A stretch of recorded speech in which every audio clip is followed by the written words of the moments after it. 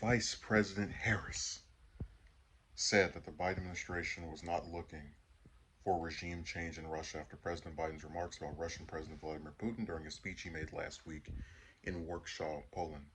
Following several meetings with allies in Europe last week, Biden gave a speech in front of the presidential palace in Warsaw on the Russian invasion in Ukraine. Ukraine will never be a victory for Russia, for free people refuse to live in a world of hopelessness and darkness. We will have a different future, a brighter future, rooted in democracy and principles, hope and light, of decency and dignity, of freedom and possibilities. Biden said Saturday night, for God's sake, this man cannot remain in power. On an interview with Joy Reid, the host of MSNBC's show, The Readout, Harris sought to underscore that the administration is not calling for regime change.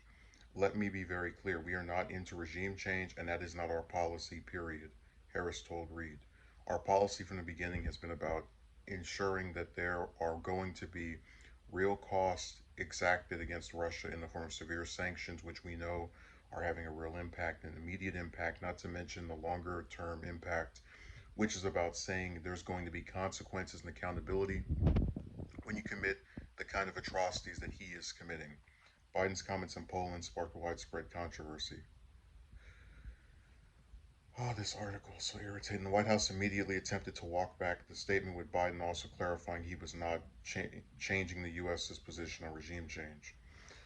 I think the president of the White House made the point last night that quite simply President Putin cannot be empowered to wage war, engage in aggression against Ukraine or anyone else, Secretary of State Anthony Blinken said after the incident. So, I've said before, I'm not a fan of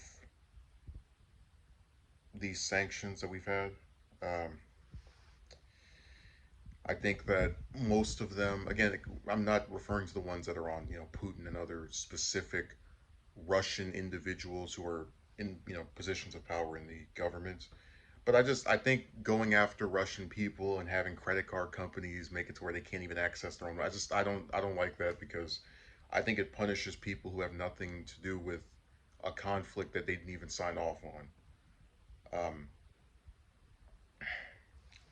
but what I find so interesting about this interview, it's almost as if Harris knows, because everyone has said before that Biden is a gaffe machine. When he talks, he messes things up, he trips on his words. And for as insane as some of the stuff he has backed has been, just throughout his career, not necessarily in the presidency, but just we've talked about it before. Um, I'm gonna say I lean toward believing that he didn't intend to say that he wanted regime change and that it was a gaffe, but it's a very dangerous one. This When you say this man cannot remain in power, and you are the executive of a country that has enacted regime change before, hell, even tried to do it a few years ago with Venezuela. Um, you can't say something like that and not know people are going to go, wait, is he saying what I think he's saying? Does he want Putin to get um, taken out of power by some means that's not election? I mean, hey, remember we had Lindsey Graham, good old senator from South Carolina, calling for a Russian individual to assassinate their leader, that like a sitting senator, and not even some senator that came in a year ago. No, this is a senator who's been around for over 10 years, over 15 years, saying something like that.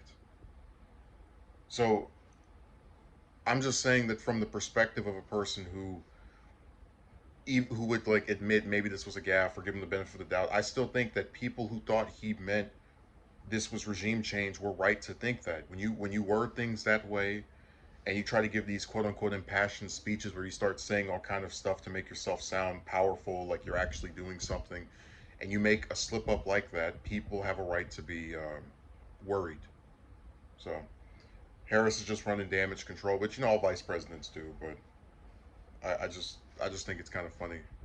We didn't mean that he shouldn't remain in power, even though we said that. Oh, but trust me, it was a gaffe.